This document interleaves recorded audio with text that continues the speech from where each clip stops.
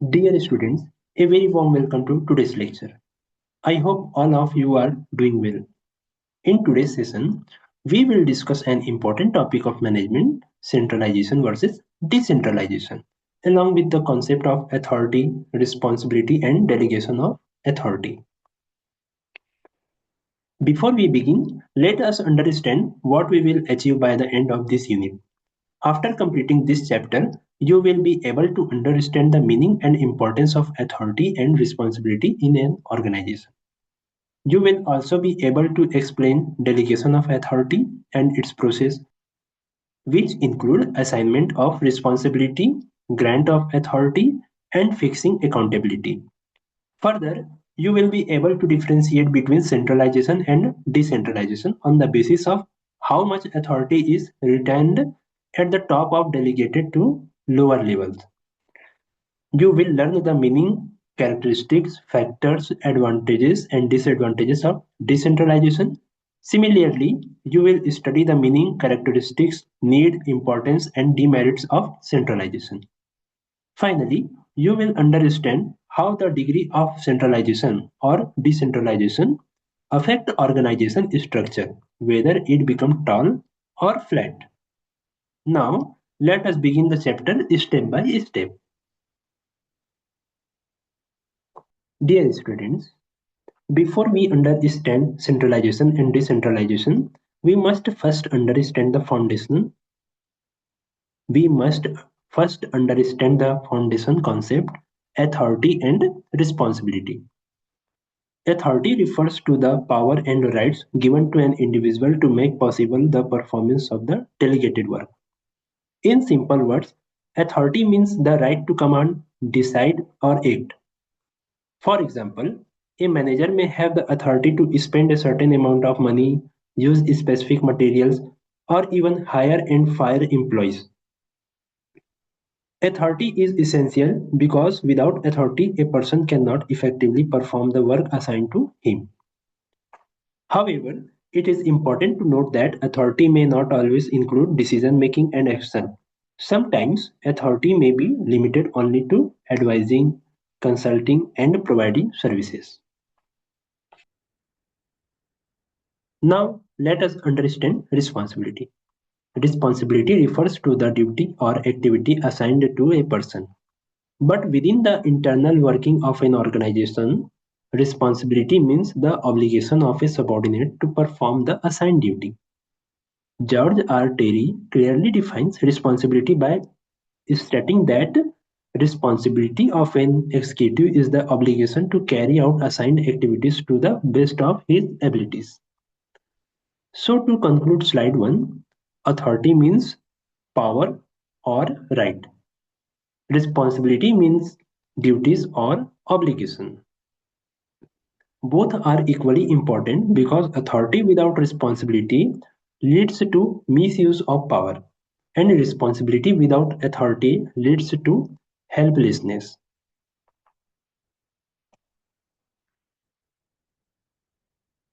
Now, students, once authority and responsibility are clear, we move to the next important concept, delegation of authority. Delegation means assigning work to others and giving them the required authority to perform that work. In organizations, managers cannot do everything on their own. Delegation helps managers to distribute workload among subordinates so that they can focus on more important managerial functions such as planning, decision making, and controlling. Therefore, delegation is not only necessary for efficiency but also essential for smooth organizational functioning. It ensures that work is completed on time and that responsibilities are properly distributed at different levels.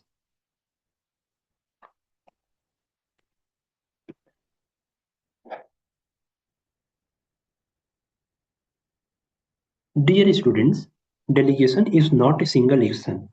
It is a systematic process which consists of three key steps. The first step is assignment of responsibility.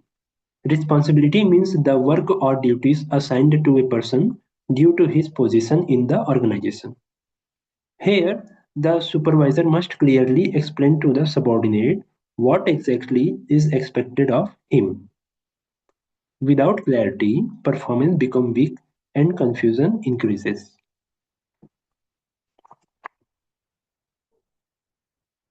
The second step is granting authority. Authority is the right or power given to an individual to perform the assigned task. For example, if a person is assigned purchasing work, he must be given authority to procure raw material, spend money, and approve necessary purchase. Authority must be proportional to responsibility.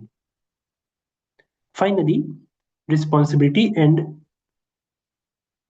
finally, with responsibility and authority, there is accountability.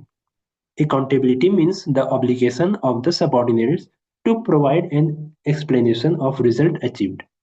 Subordinates must perform according to performance standards and must report outcome to the superior.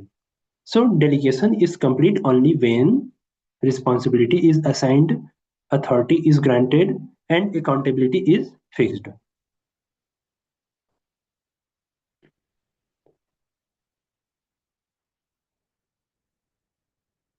Now, students, we come to the central theme of the chapter, centralization and decentralization.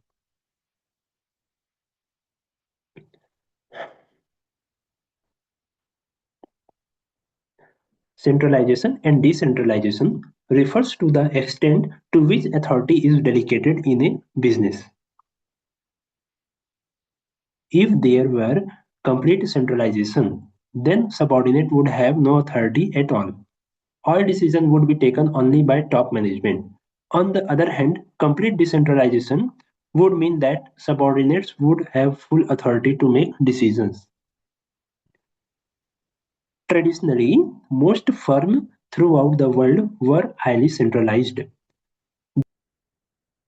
This was because earlier markets were less competitive, consumer demand was high, and companies did not face pressure to delegate responsibility. However, with expansion and changes in markets, competition has increased sharply. Therefore, modern companies must examine and adopt the structure that enables them to operate successfully in dynamic markets. That is why decentralization has become more relevant today. Dear students, now we will study decentralization in details. According to McFarland, decentralization is a situation in which ultimate authority to command and ultimate responsibility of result is localized as far down in the organization as efficient management permits. In simple words, decentralization means that the top level retains some authority, but routine decisions are delegated to lower levels as near as possible to the point where action takes place. Henry Fayol gives another useful idea. Everything that increases the importance of the subordinate's role is decentralization. That means decentralization empower employees and increase their roles in decision making.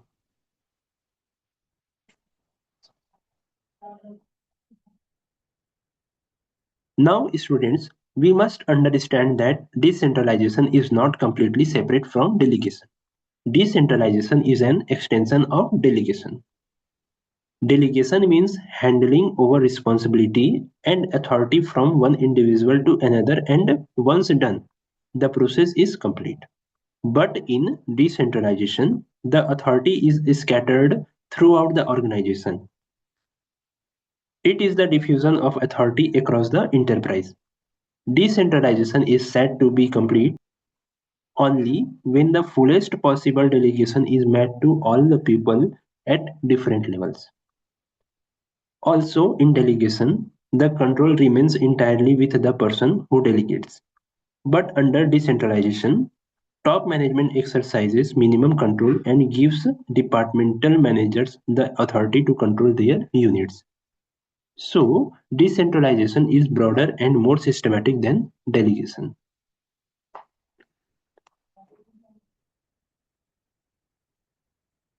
Dear students, here we must note some very important points. First, Complete decentralization is not desirable. It involves more than one level of the organization and must be balanced. Second, decentralization does not mean disposal or separation of physical facilities. In fact, an organization may remain highly centralized even though its facilities and employees are widely dispersed. Similarly, an organization may be highly decentralized even if all employees and facilities are located in the same building. Third, decentralization may be achieved even without changing organization structure because it refers to systematic delegation of authority throughout the enterprise. So, decentralization is not about physical location, it is about authority distribution.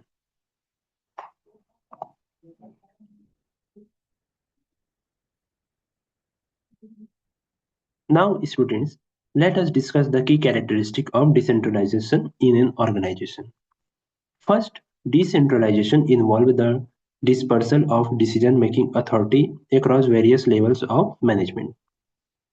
This means that decisions are not concentrated only at the top level. Instead, authority is spread throughout the organizational hierarchy. Second, under decentralization, routine and operating decisions such as day-to-day work issues, departmental activities, and operational matters are delegated to managers at the middle and lower levels. These decisions do not require constant approval from top management, which helps in faster execution of work. Further, decentralization ensures delegation of authority to middle and lower levels managers. These managers are directly involved in operation, so they are in a better position to take timely and practical decisions related to their respective departments. Finally, managers at lower levels are given discretion in operational areas. This discretion allows them to plan, organize, and control their work independently within defined limits. As a result, their sense of responsibility, involvement, and accountability increases. Thus, decentralization empowers lower level management, improves operational efficiency, and leads to quicker and more effective decision making within the organization.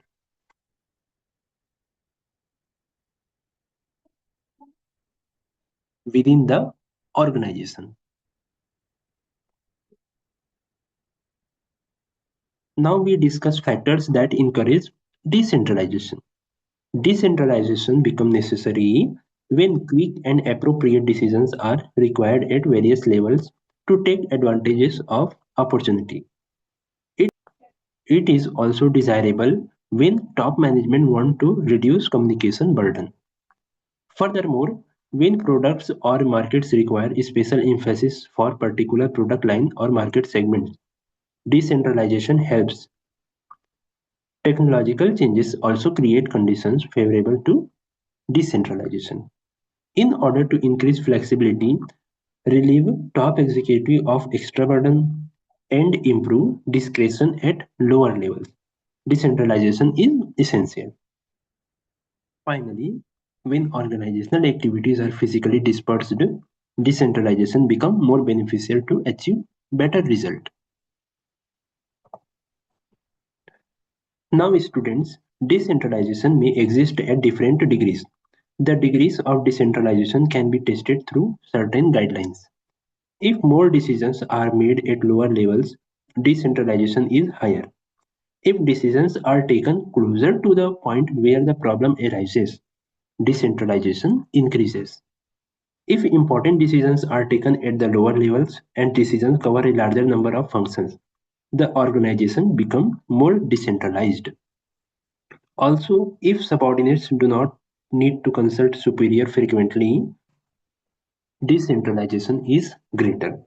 Finally, greater discretion allowed by companies' policies, procedures, and rules leads to greater decentralization. So, decentralization is not absolute. It depends on how decisions making authority is distributed.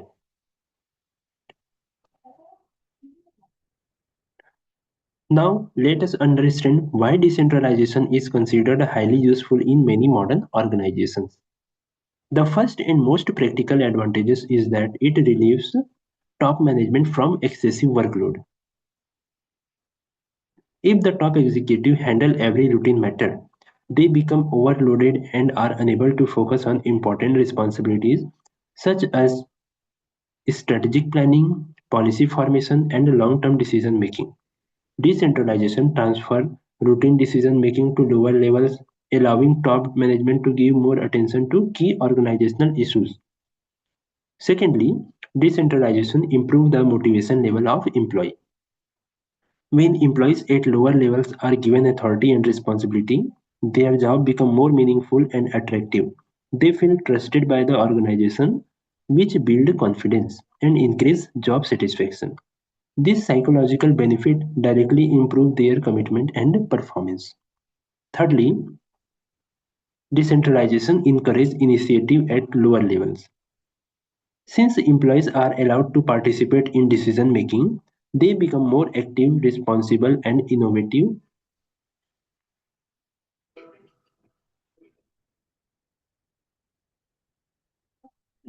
Decentralization encourages initiative at lower levels. Since employees are allowed to participate in decision making, they become more active, responsible, and innovative. Instead of simply following orders, they start developing problem solving attitudes. This is important because organizations today require employees who can think independently and manage work situation efficiently.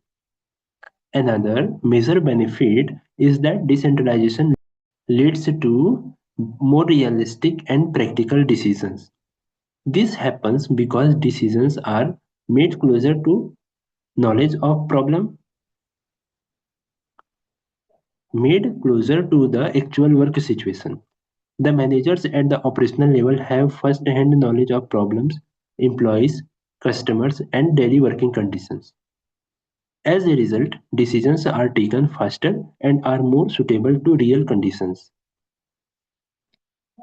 Decentralization also plays an important role in management development.